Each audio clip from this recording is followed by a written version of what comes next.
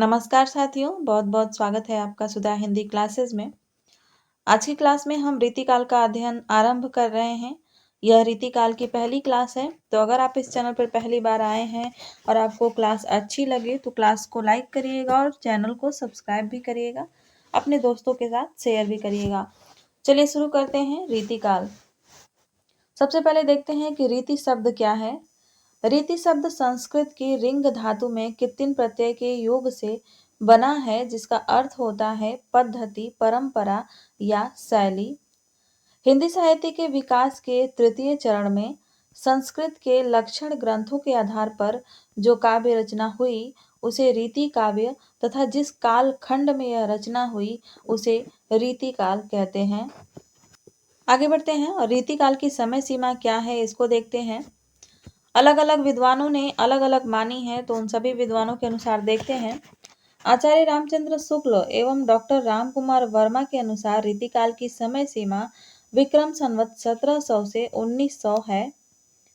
वहीं आचार्य विश्वनाथ प्रसाद मिश्र की बात करें तो ये रीतिकाल की समय सीमा विक्रम संवत 1600 से 1900 मानते हैं।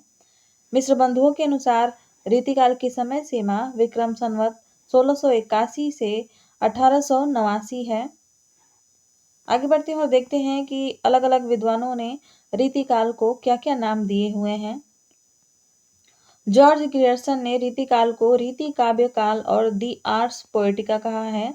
वही मिश्र बंधु ने अलंकृत काल कहा है। शुक्ल जी ने उत्तर मध्य काल व रीतिकाल कहा है। इन्होंने दोहरा नामकरण किया है।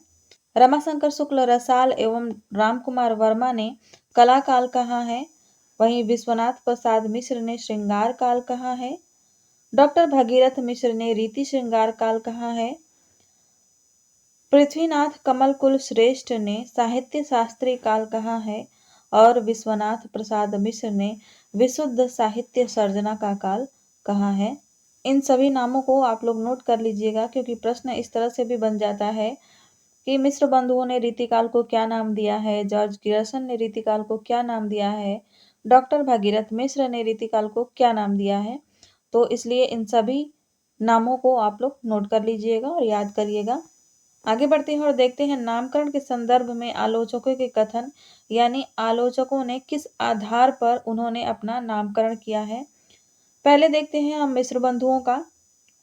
इन्होंने कहा है कि इस काव्य प्रणाली में अलंकारों तथा आचार्यत्व की प्रधानता ही रही व इससे अप्रभावित कवि भी अलंकारों का मोह नहीं छोड़ सके। अतः इस कालखंड के लिए सर्वाधिक उपयुक्त नाम अलंकृत काल है, ऐसा मिश्र बंधुओं ने कहा है। आगे बढ़ते हैं और देखते हैं डॉक्टर भगीरथ मिश्र क्या कहते हैं इसके बारे में। ये कहते हैं कि कला काल कहने से कवियों की रसिकता की उपेक्षा होती है। श्रृंगार काल कहने से वीर रस और राज प्रशस्ति की, रीतिकाल कहने से प्रायः कोई महत्वपूर्ण वस्तुगत विशेषता उपेक्षित नहीं होती है और मुख्य प्रवृत्ति सामने आ जाती है। यह युग रीति पद्धति का युग था। यह धारणा वास्तविक रूप में सही है। यह ऐसा कहने वाले हैं डॉक्टर भगीरथ मिश्र। ये सही भी कहते हैं, क्योंकि अगर हम सिर्फ कला काल कहते हैं तो वो कवियों की रसिकता की उपेक्षा होती है, और श्रृंगार काल कहते हैं तो उसमें वीर रस के भी काव्य लिखे गए हैं और राज प्रशस्ति के भी काव्य लिखे गए हैं, तो इनकी उपेक्षा हो जाती है। और जब हम रीति काल कहते हैं तो इसमें से किसी की भी उपेक्षा नहीं होती है। आगे बढ़ते हैं और देखते हैं विश्वनाथ प्रसाद मिश्र क्या कहते हैं। ये कहते हैं कि यदि रीतिकाल के समस्त ग्रंथों की छानबीन की जाए तो स्पष्ट होता है कि सब प्रकार के ग्रंथों में श्रृंगार किसी न किसी रूप या परिमाण में अवश्य मिल जाता है। आगे बढ़ते हैं और एक और कथन देखते हैं रमाशंकर शुक्ल रसाल का। इनका नाम रामशंकर शुक्ल रसाल भी मिलता है और रमाशंकर शुक्ल रसाल भी मिलता है, दोनों एक ही व्यक्ति हैं। ये कहते हैं कि इस कालखंड में कलात्मकता के प्रति अत्यधिक आग्रह रहा, अतः मुझे इसके लिए कलाकाल नाम सर्वाधिक उपयुक्त दिखाई देता है। अगला जो कथन है वो डॉक्टर रामकुमार वर्मा का है। ये कहते हैं कि इस काल को कलाकाल नाम देना समीचीन ज्ञात होता है। रीति काव्य और श्रृंगार काव्य के साथ इस काल में इतनी अधिक प्रवृत्तियां, विचारधाराएं और ललित शिल्प की साधनाएं दृष्टिगत होती हैं कि उनमें कला का प्रांजल रूप अनायास ही दृष्टिगत होता है। कि उनमें, यहाँ पे छूट गया था, उनमें कला का प्रांजल रूप अनायास ही, आप लोग इसको लिख लीजिएगा, अनायास ही दृष्टिगत होता है। तो ये कहने वाले हैं डॉक्टर राम कुमार वर्मा, दृष्टिगत होता है। तो इसको आप लोग लिख लीजिएगा, ये मुझसे छूट गया था। आगे बढ़ते हैं और देखते हैं आचार्य रामचंद्र शुक्ल क्या कहते हैं। ये कहते हैं कि वास्तव में श्रृंगार और वीर इन दो रसों की कविता ही हुई है। प्रधानता श्रृंगार रस की रही, इससे इस काल को रस विचार से कोई श्रृंगार काल कहे तो कह सकता है। ये आचार्य रामचंद्र शुक्ल का कथन है। आगे बढ़ते हैं और देखते हैं कि रीति काल के उदय के क्या कारण थे। अच्छा खासा भक्ति काल चल रहा था, तो अचानक से रीति काल में वो कैसे परिवर्तित हो गया। देखते हैं आचार्य रामचंद्र शुक्ल क्या कहते हैं इसके बारे में। ये कहते हैं कि आश्रयदाता राजाओं की अभिरुचि के कारण रीति काल का उदय हुआ, और यह सर्वमान्य तथ्य भी है। वहीं हजारी प्रसाद द्विवेदी जी कहते हैं कि संस्कृत के लक्षण ग्रंथों से प्रेरणा लेकर रीति काव्य लिखा गया, फलस्वरूप रीति काल का उदय हुआ। डॉक्टर नगेंद्र कहते हैं कि दरबारी संस्कृति के प्रभाव से कवि हताश और निराश हो गए थे, फलस्वरूप रीति काव्य लिखा गया। वहीं नामवर सिंह कहते हैं कि काव्य में नवीनता लाने के कारण रीति काव्य लिखा गया। रीति काव्य का पतन क्यों हुआ था, इसको भी जरा जान लेते हैं। क्योंकि इसके काव्य में लोक मंगल की भावना का अभाव था, और सबसे प्रधान कारण यही है। अत्यधिक रसिकता एवं श्रृंगारिकता थी, और चमत्कार की अतिशयता थी, बहुत ज्यादा चमत्कारिक वर्णन किया जाता था। आगे बढ़ते हैं और रीतिकाल के प्रवर्तक के बारे में विचार कर लेते हैं। रामचंद्र शुक्ल के अनुसार रीतिकाल के प्रवर्तक चिंतामणि त्रिपाठी हैं। वहीं डॉक्टर नगेंद्र और विश्वनाथ प्रसाद मिश्र के अनुसार रीतिकाल के प्रवर्तक केशवदास हैं, और ये सर्वमान्य तथ्य है। यानी अगर सिर्फ प्रश्न ये आए कि रीतिकाल के प्रवर्तक हैं तो हो जाएंगे केशवदास, और अगर प्रश्न पूछा जाता है कि शुक्ल के अनुसार रीतिकाल के प्रवर्तक कौन है तो वो हो जाएंगे चिंतामणि त्रिपाठी। आगे बढ़ते हैं और देखते हैं कि रीतिकाल के प्रवर्तकों के बारे में आलोचकों के क्या मत हैं। सबसे पहले रामचंद्र शुक्ल का कथन देखते हैं। ये कहते हैं कि हिंदी में रीति ग्रंथों की अखंड परंपरा चिंतामणि से चली, अतः रीतिकाल का आरंभ उन्हीं से मानना चाहिए। इसीलिए यह रीतिकाल के प्रवर्तक जो है चिंतामणि को मानते हैं। डॉक्टर नगेंद्र क्या कहते हैं, ये कहते हैं कि हिंदी काव्य शास्त्र की परंपरा में ही केशव के आचार्यत्व पर विचार करें तो केशव का महत्व असंदिग्ध है।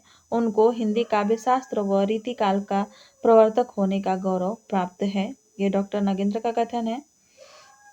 रीतिकाल के बारे में कुछ विशेष तथ्यों को देखते हैं जो परीक्षाओं के लिए उपयोगी है और परीक्षा में पूछा जा सकता है। क्लास अच्छी लगी तो क्लास को लाइक करिएगा। कुछ पूछना चाहते हैं तो कमेंट में पूछ सकते हैं। देखते हैं रीति काव्य परंपरा का प्रथम ग्रंथ जो है हित तरंगिणी है, जो कि कृपाराम द्वारा लिखी गई है, और इसका रचना काल 1541 ईस्वी है। इसमें 400 छंद हैं और नायिका भेद का वर्णन इसमें मिलता है। रीतिकाल को ललित कलाओं का श्रृंगार काल कहा गया है, और मार्कंडेय वाजपेयी ने रीतिकाल को गुंडेपन व सोहदेपन की हरकत कहा है। ये पूछा जा चुका है, इसको आप लोग ध्यान दीजिएगा। रीतिकाल में प्रधानता श्रृंगार की रही, किंतु वीर एवं भक्ति रसों की भी रचना हुई है। रीतिकालीन कवियों का श्रृंगार के प्रति दृष्टिकोण भोग परक था। श्रृंगारिकता के प्रति उनका दृष्टिकोण भोग परक था, इसलिए प्रेम के उच्चतर सोपानों तक वे नहीं जा सके। प्रेम की अनन्यता, एकनिष्ठता, त्याग, तपश्चर्या इत्यादि उत्तात पक्ष उनकी दृष्टि में बहुत कम आ पाए। यह एक कथन है डॉक्टर नगेंद्र का, बहुत ही इम्पोर्टेंट कथन है। आगे बढ़ते हैं और रीतिकाल की विशेषताएं या प्रवृत्तियां क्या थी ये भी देख लेते हैं। रीतिकाल में श्रृंगारिकता की प्रधानता थी। वीर रस एवं राज प्रशस्तियां भी लिखी गई थी। लक्षण ग्रंथों की रचना हुई। मुक्तक काव्यों की प्रधानता थी। नक्शिक वर्णन हुए। नायिका भेद लिखे गए। काव्य भाषा के रूप में ब्रज भाषा की प्रतिष्ठा हुई। चमत्कार अतिशयता मिलती है। कलात्मकता के प्रति आग्रह है। कवि व आचार्य दोनों बनने की प्रवृत्ति थी, और छंद विविधता मिलती है, जैसे कि श्रृंगार रस के लिए उन्होंने सवैया छंद का प्रयोग किया है।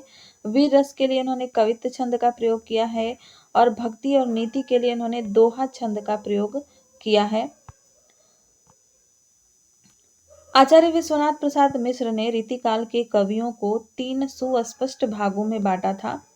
पहले थे रीतिबद्ध, दूसरे थे रीतिसिद्ध और तीसरे थे रीतिमुक्त। रीतिबद्ध कवि कौन कवि कहलाए?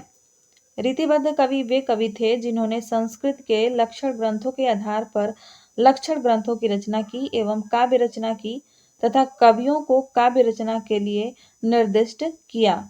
रीतिसिद्ध कवि कौन थे? जिन्होंने लक्षण ग्रंथ नहीं लिखे किंतु रीतिबद्ध कवियों आचार्यों द्वारा बताए गए मार्ग पर चलकर काव्य रचना की, उन्हें जो है रीति सिद्ध कवि कहते हैं। रीति मुक्त कवि कौन थे? जो किसी परंपरा में नहीं बंधे और अपनी अनुभूति के आधार पर काव्य लिख रहे थे, वे रीति मुक्त कवि कहलाए थे। आगे देखते हैं कौन कौन से कवि जो है रीतिबद्ध हैं, कौन कौन से रीति सिद्ध हैं और कौन कौन से रीति मुक्त हैं।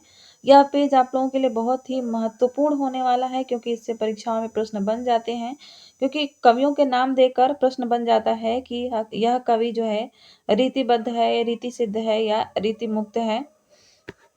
रीतिबद्ध कवियों में जो है केशवदास, चिंतामणि, भूषण, मतीराम, देव, सोमनाथ, ग्वाल कवि, रसलीन, सूरती मिश्र, रसिक गोविंद और तोष आते हैं।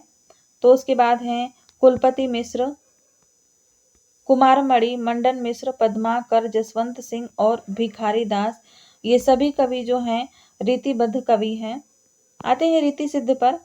रीति सिद्ध कवियों में है बिहारी, रसनिधि, सेनापति, हठीजी, पजनेश, निवाज, कृष्ण कवि, बेनी, नृपशंभु, वृंद, राम सहाय और विक्रमादित्य।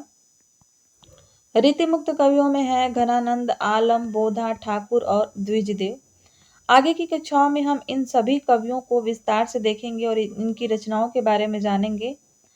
आज की क्लास में बस इतना ही देखेंगे क्योंकि अगली क्लास में हम सबसे पहले केशवदास को देखने वाले हैं। मिलते हैं अगली क्लास में, तब तक के लिए खूब पढ़ाई करिए, खूब मेहनत करिए। धन्यवाद।